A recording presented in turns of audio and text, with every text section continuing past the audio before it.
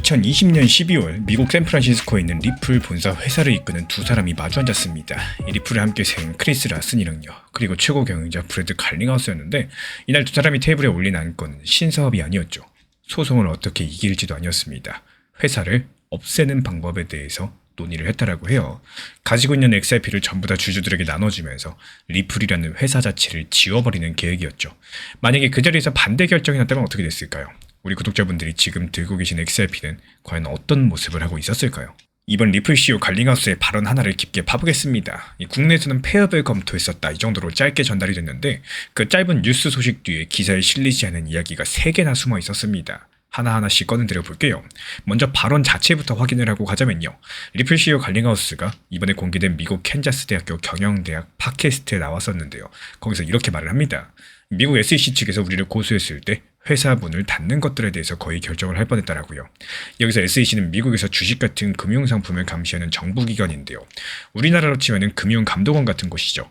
이 기관이 2020년 12월 리플을 고소했었고, 그 이유는 XRP가 증권인데 등록도 없이 팔았다는 거였습니다. 증권 같은 경우는 주식처럼 나라에 신고를 하고 팔아야 되는 투자 상품을 뜻하는데요, SEC가 문제 삼은 판매 금액만 우리 돈으로 1조 9천억이었고, 여기서 갈링하우스는 이 소송을 4년을 넘게 싸웠습니다. 변호사 비용만 쓴 돈만 2,200억을 썼다라고 해요. 갈링하우스 측에서는 폐업이 오히려 더 쉬운 길이었다라고 말을 합니다. 정말 이상하지 않으십니까? 보통 회사가 문을 닫는 건 가장 마지막 선택인데요, 근데 왜 그게 더 쉬운 길이었을까요? 이 질문의 정답에 오늘의 첫 번째 핵심이 들어있습니다. 이 리플 갈링하우스의 계산은 이랬습니다. 미국 SEC는 XRP가 증권이라고 주장을 한다. 그렇다면 회사가 가지고 있는 XRP를 전부 다 주주들에게 나눠주면서 회사를 해산시켜버리면 어떻게 될까? 여기서 SEC를 향해서 이렇게 말할 수 있게 되겠죠. 당신들이 증권이라고 부르는 그거, 리플은 이제 가지고 있지 않다라고요. 그리고 리플이라는 회사도 이제 존재하지 않는다고요. 그렇다면 고소당한 회사가 사라지겠죠. 그럼 소송은 갈 곳을 잃어버리는 겁니다.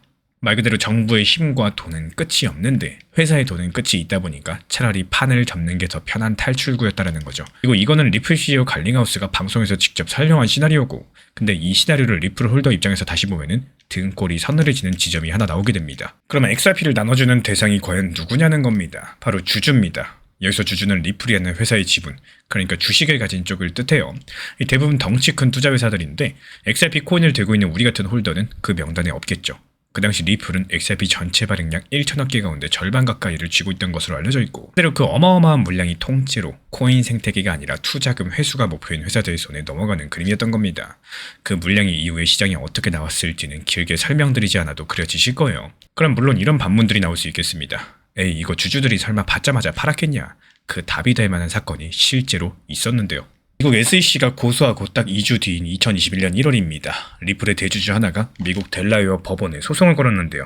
테트라곤이라는 영국 투자 회사인데 2019년 리플이 약 3천억 정도 규모의 투자를 받을 때 가장 큰 돈을 넣었던 곳입니다. 이 회사가 리플과 맺은 계약에는 조항이 하나 있었습니다. XRP가 증권으로 판정되면 투자금을 돌려받을 수 있다는 내용이었고요. 테트라곤은 SEC의 고소를 근거로서 2,600억 정도 규모 지분을 당장 현금으로 돌려달라, 이렇게 관련 요구를 했습니다. 심지어 돈을 받을 때까지 리플의 자산을 동결해라, 묶으라고까지 했는데요. 이 법원은 처음에 리플이 XRP를 더 사들이지 못하게 하는 임시 명령까지도 내리기도 했었어요. 소송으로 휘청이는 회사에서 가장 큰 주주가 가장 먼저 출구로 달려가게 된 겁니다. 이에 따른 폐업 검토가 회의실 상상이 아니었다는 걸 보여주는 장면이겠죠. 근데 이 재판의 결말이 상당히 의외입니다. 2021년 3월 법원은 리플의 손을 들어주게 되는데요. 그 논리는 이랬습니다. 미국 SEC가 고소를 했다고 해서 XRP가 증권이 되는 건 아니다라고요. 그건 이제부터 법원이 판단할 질문일 뿐이기 때문에 테트라곤은 소송에서 졌고, 오히려 리플의 소송 비용 50억 정도를 물어줬습니다. 여기까지는 법원 기록에 그대로 남아있는 부분이고요. 그리고 재밌는 사실이 하나 있는데요. 리플이 이 긴 싸움에서 처음 거둔 법정 승리는 SEC를 상대로 한 게 아니었습니다. 자기 회사 주주를 상대로 한 승리였고요. 그럼 그날의 갈림길로 다시 돌아가 보겠습니다. 만약에 해산을 골랐다면 어떤 일들이 벌어졌을까요? 먼저 한 가지만 정확히 해두겠습니다. 리플이 사라져도 XRP라는 코인 자체는 남게 됩니다. XRP는 회사 서버가 아니라 누구나 볼 수 있는 열린 장부 위에서 돌아가기 때문에 문제는 그 다음이에요. 절반 가까운 물량들은 방금 보신 것처럼 출구부터 찾던 주주들 손에 들어갔을 겁니다. 그리고 더 큰 문제가 있죠. 소송 자체가 사라지니까 2023년 판결도 세상에 없었을 거란 점입니다. 2023년에 미국 법원은 일반 거래소에서 팔린 XRP는 증권이 아니라고 판단했죠. 이 판단은 판례가 됐습니다. 판례 같은 경우는 법원이 내린 결정의 기록인데요. 비슷한 사건이 생기면 그 기준이 되는 겁니다. 그렇다면 미국 거래소들이 XRP를 다시 상장한 거, 결국에 그 이후에 기관 자금이 들어올 길이 열린 거. 이것도 판례라는 바닥이 깔린 덕분입니다. 만약에 회사가 사라졌다면 어떻게 됐을까요? 그 판례의 바닥 자체가 없었다라는 거고, 그리고 이 두 번째 이야기부터가 진짜 핵심인데요. 리플 CEO 갈링하우스는 같은 인터뷰에서 이런 말을 했습니다. 소송 중에 SEC가 자신에게 따로 개인적인 제안을 하나 해왔다는 사실을 폭로했어요.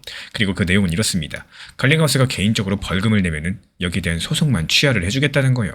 대신에 리플이라는 회사에 대한 소송은 계속하겠다라고 합니다. 쉽게 말씀드려서 대표만 조용히 빠져나오라는 제안이죠. 갈링하우스는 이 제안이 상당히 역겨웠다라는 표현까지도 썼는데요.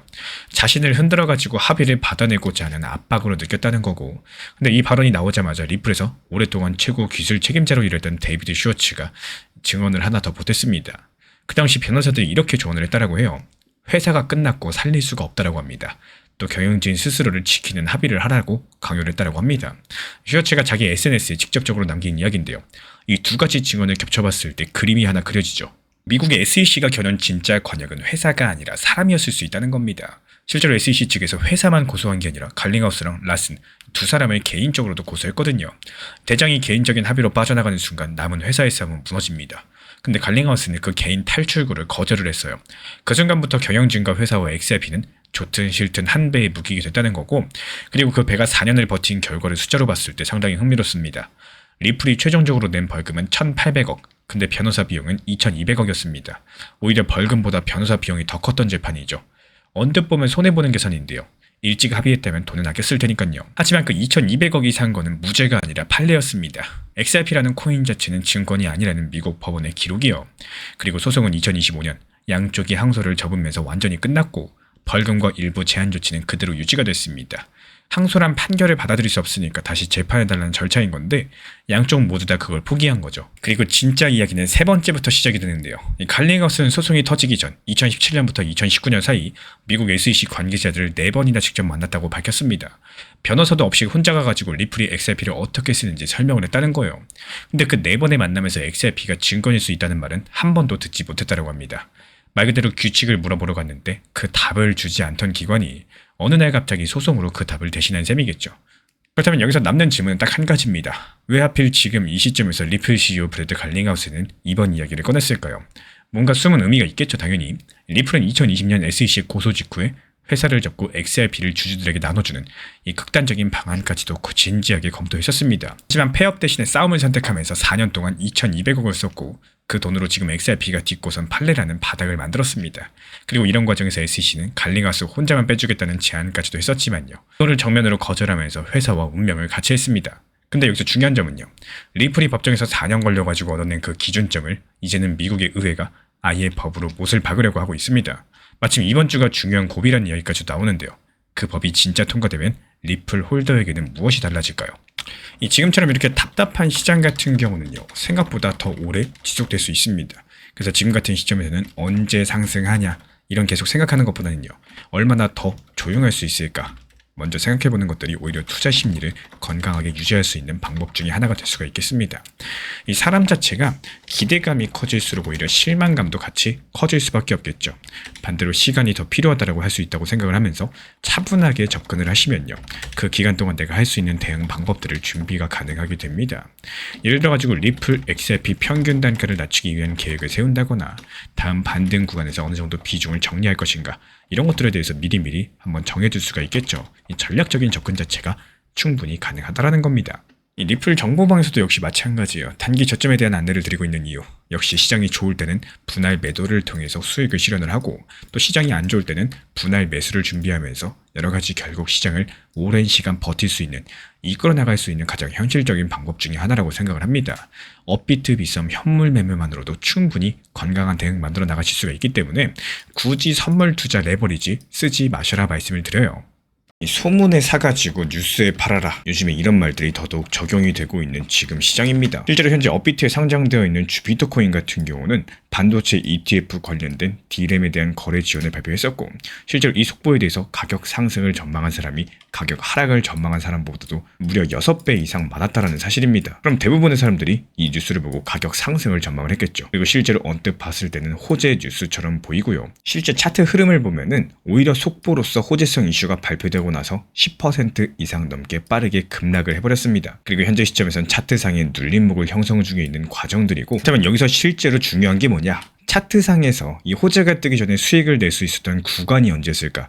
여기에 대해서 차트를 살펴보면 오히려 호재가 발표되기 전부터 강력한 상승세가 이어졌었고, 우리 구독자분들께서도 알고 계시는 것처럼 최근에 비트코인, 리플 XRP, 도지코인 전부 포함해가지고 강력한 암호화폐 시장 폭락장이 있었죠. 근데 주피터 코인은 어땠습니까? 이 폭락하는 흐름을 시장이 역행하면서 상승하는 흐름, 이 상승 추세가 계속해서 이어져 왔었다라는 거예요. 그래서 오히려 이 영상 초반에 말씀을 드렸던 것처럼 오히려 호재가 발표되기 전에 매수가 들어가셔야 된다는 겁니다. 그리고 실제로 이런 흐름들이 감지가 됐었기 때문에 저희 채널 차원에서도 역시 마찬가지였죠. 이제 제가 운영 중에 있는 실시간 정보 커뮤니티에서도 이 매수 타점에 대해서 발빠르게 말씀드렸고, 그리고 빠르게 수익 실현까지 완벽하게 완료됐습니다. 호재 발표되기 전에 매수해서 발표된 직후 상승 흐름에 대해서 매도하고 나온 거죠. 그리고 이렇게 매수까지도 이어지면서 수익 실현 완료된 이유는요, 물론 차트상의 흐름도 있었습니다. 하지만 이 부분은 지난 영상에서 강조드렸었기 때문에 이번엔 테마에 대해서 한번 말씀을 드려볼게요. 이 지금 무너지는 시장에서 강세를 보이는 코인들, 보통 디파이 섹터, 그리고 RWA 섹터, 그리고 인공지능 AI 관련된 섹터인 경우가 대부분입니다. 그 이유가 뭘까요? 미국이랑 이란이랑 전쟁으로 인해 가지고 일단 거시적인 불안감이 존재하고 있죠. 그리고 이어지는 암호화폐 시장에서는 스트레티지발 폭락 사태로 인해 가지고 내부적인 불안감까지도 존재하고 있기 때문에 더더욱 지금 같은 시장에서는요, 이 특정 강세 섹터에서만 관련된 코인들이 시장에 역행하는 강력한 상승 흐름들이 포착이 되고 있다는 겁니다. 그리고 우리 채널 차원에서도 역시 마찬가지입니다. 이런 종목들을요, 지금 한 10개 정도 선정을 미리 해놨어요. 그래서 여기에 대한 단기적인 상승이 예상될 때, 그리고 상승 이후에 눌림목이 어서 저점일 때, 그리고 오히려 스윙 중장기로서 수십 % 정도의 큰 수익이 예상이 될 때, 여러가지 다양한 시나리오에 맞춰가지고 대응 전략들 공유를 드리고 있는 상황이기 때문에 기본적으로 코인 시장이요, 365일 내내 하락한다? 이런 거는 있을 수가 없습니다. 지금 2026년 반년 동안 하락만 해왔어요. 그렇다면 나머지 반년 바닥을 다진다거나 횡보한다거나 다시 한번 반등 장세가 온다거나, 그리고 만약에 횡보 장세가 온다라고 했을 때 특정 암호화폐 섹터 코인들은 강력한 상승세가 예상이 될 수밖에 없다라는 겁니다. 여기에 대해서 관심 있으신 분들만 현재 보이는 번호로서 문자 신청 남겨주시면은 실시간 정보 커뮤니티 입장 안내 도움 드리도록 하겠습니다. 영상 보시면서 구독과 좋아요만 부탁을 드릴게요. 제가 안내해드리고 있는 코인 신사 채널 멤버십 전용방에 대해서 짧게 설명드려 보도록 하겠습니다. 리플, 암호화폐 시장에 대한 중요한 이슈, 그리고 브리핑이나 시장의 흐름에 대한 전문적인 분석 내용 설명과 함께 차트상의 기술적 분석, 온체인 지표와 투자 심리에 대한 내용들을 같이 안내 도움 드리고 있고, 가장 중요한 투자 심리를 컨트롤하기 위해서 포트폴리오의 구성에 대한 노하우, 투자 심리 컨트롤에 대한 내용도 같이 안내드리고 있습니다. 코인 신사 스터디 멤버십 가입하신 분들께서는 아래 번호 혹은 신청 링크 통해서 남겨주시면 제가 연락드리고 있고, 안내 설명과 함께 신사 채널 리플 전용 멤버십방에도 입장 안내 설명드리고 있습니다.